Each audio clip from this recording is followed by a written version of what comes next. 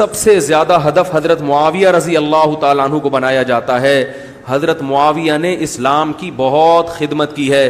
حضرت معاویہ کے دور حکومت میں اسلامی سلطنت بہت وسیع ہوئی ہے.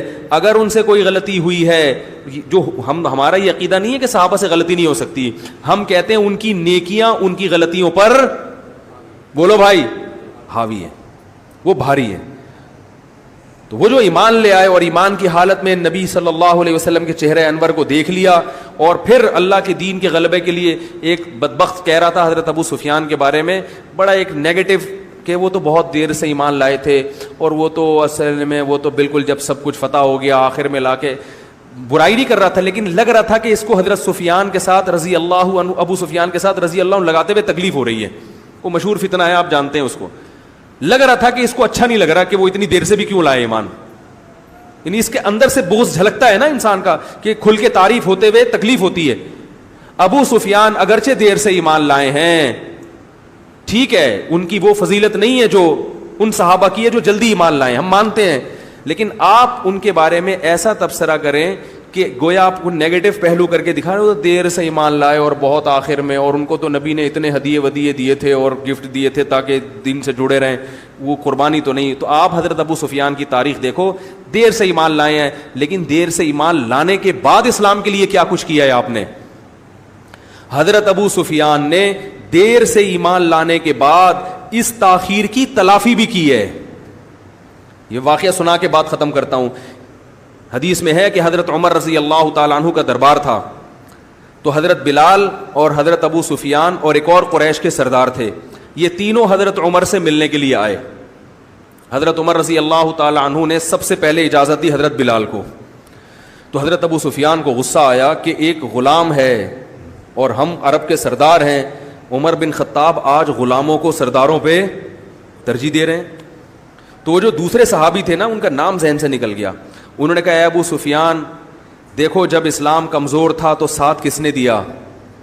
بلال نے. ہم مخالفت کر رہے تھے اس وقت, تو آج اللہ نے بلال کو ہم پہ ترجیح دے دی ہے. کل قیامت میں بھی ایسا ہوگا, تو اس لیے بہتر یہ ہے کہ ہم اس نقصان کو, میں ان کے پورے الفاظ نہیں بتا رہا, اس کا مفہوم بیان کر رہا ہوں کہ جو نقصان ہم سے ہو چکا ہے ہم اس کی کیا کریں؟ تلافی. تو حضرت ابو سفیان دیر سے ایمان تو لے کر آئے, مگر انہوں نے اس نقصان کی تلافی کی ہے. باقی زندگی میدان جہاد میں گزری ہے, جنگوں میں گزری ہے, ان کی قربانیوں میں گزری ہے. وہ عرب کے سردار تھے, وہ غیرت مند لوگ ہوا. ابو سفیان کی بیٹی ہے, اگر شیعہ رشتہ داری کی بنیاد پر کسی کو چھوڑتے تو اسے چھوڑ دیتے. مجھے مولا علی کی عزت کی قسم, شیعوں کا چھوٹا بڑا اسے سلام کرتا ہے, اسے ام المومنین کہتا ہے, اس کی عزت اور احترام کرتا ہے. شام میں روزہ بنا ہوا ہے, اس کی قبر کو جا کے چوم دے. کردار ہے, کردار ہے, کردار.